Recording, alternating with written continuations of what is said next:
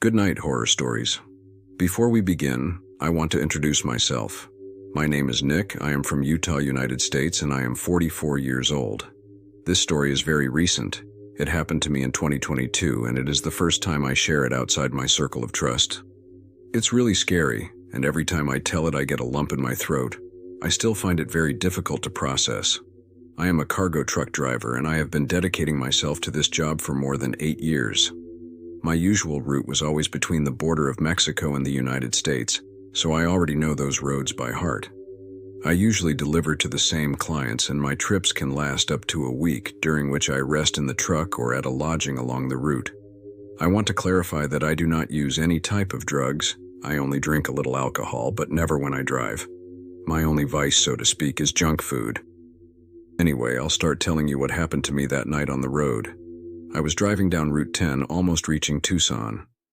It was around 2 or 3 in the morning, and I was on a fairly narrow road with very sharp curves. I was going slowly, I was on time with the delivery, and I was fully awake. I had left a bar a few minutes ago, where I had had a coffee and something to eat. I remember that long before reaching a sharp bend, the radio started to interfere and then turned off. I assumed it was because I was in the middle of nowhere and there was no signal. Suddenly, someone crossed the middle of the street, and what surprised me the most was that the boy who had crossed was my younger brother. He had died of cardiac arrest while playing football. He was only 20 years old when he lost his life. I knew it was him instantly when he crossed and turned around, looking me straight in the eyes. He was wearing his football jersey, the same one he was wearing on the day of the game in which he died. My only reaction was to brake suddenly. I was shocked in the middle of the darkness, and without understanding what was happening. I started looking in all directions to see where my brother had gone. My heart was beating uncontrollably. I got out of the truck, breathing heavily, and screamed his name into the dark. Only the sound of the wind and my own steps on the asphalt could be heard. I didn't see anything. He was no longer there. I got into the truck. I stayed static for a few minutes, trying to calm down, and then suddenly I heard his voice whisper my name, as if he were next to me. "Nick!" I turned quickly, and all I saw was a truck approaching, flashing its lights and honking its horn to keep me going. He passed me and continued walking. I took a deep breath and lit a cigarette, but I was so nervous that I only inhaled a couple of times before throwing it on the floor. I regained my calm and began to advance slowly, gradually approaching that curve. However, before arriving, I suddenly saw a truck from the opposite side strongly impact the truck that had passed me a few minutes ago. The truck that had passed me fell into the ravine with a brutal impact, and it was clear that the driver had lost his life instantly.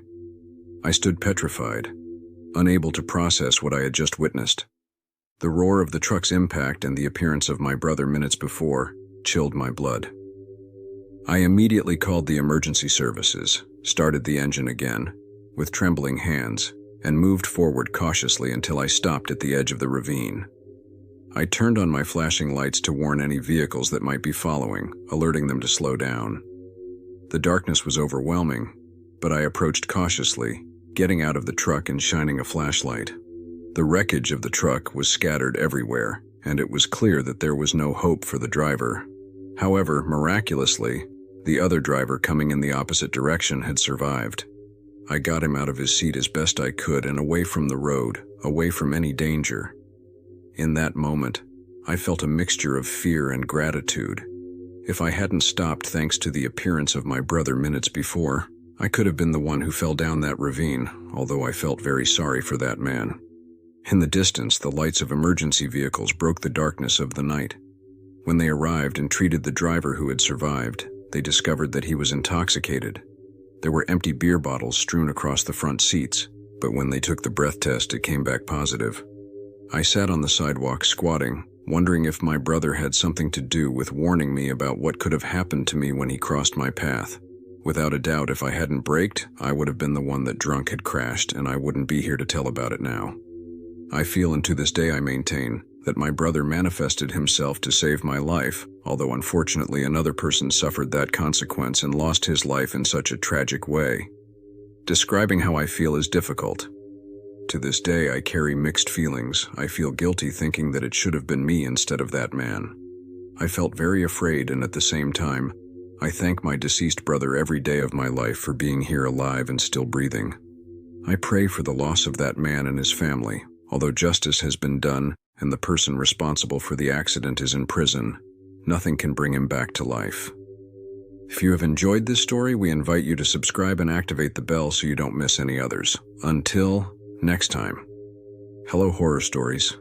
My name is John and I am a carrier in the northern United States. I carry raw materials and I have dedicated a large part of my life to this work. My grandfather was a transporter and my father, may he rest in peace, was also one. Since I was a baby, I have been fascinated by trucks, and to this day, I have a collection of models that my father gave me every Christmas as a souvenir. Now I realize that it is not an easy job. You have to be alert every minute on the road.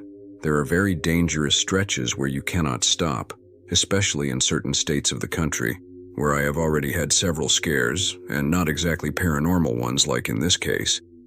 That night was the first and only time I experienced a paranormal event that changed my life completely. It was so shocking to know that I have not been the same person since then. I remember leaving a gas station on the highway. It was after 11 at night when I finished refueling and buying supplies. I was heading directly towards my destination. There was still about 7 hours of travel left, and I expected to arrive just before dawn. While talking loudly on the phone to my wife, she was telling me that our son was having trouble in kindergarten. He told me that according to the teacher, he missed it a lot, and that he cried constantly, that the adaptation was difficult, that it would take a little longer than the other children. My wife was distraught. I tried to calm her down, assuring her that everything takes time and that it would be better to perhaps send him fewer hours in the garden for the moment. I was approaching a red zone, as we call it among colleagues when it is a dangerous section. I was a little anxious to go through it, since less than 2 months ago, a colleague had been robbed at gunpoint, taking all his belongings. While I was still talking on the phone with my wife, something caught my attention. I saw people in the mountains in the middle of nowhere at that time of night.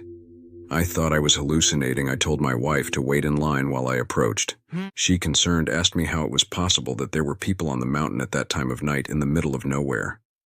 I didn't respond for a few seconds as I slowed down to get a better look, until sure enough there were many people standing on the mountain, completely motionless. My wife on the other end of the line asked me, "John, are you okay?" while urging me to get out of there quickly, suggesting that it could be a trap to assault me. I accelerated and left in a state of confusion at what I had just witnessed. Both she and I were baffled by what was happening. She refused to hang up until she found me safe, until I heard our son crying on the other end of the line. I assured her that everything was fine, that I should take care of him and that I would call later so that she would be calm. But I was really terrified. I continued with the trip and delivered the goods on time, first thing in the morning. After a few hours of unloading, I found a rest area and slept in the truck for most of the day. I had to return home in the afternoon and face a long trip.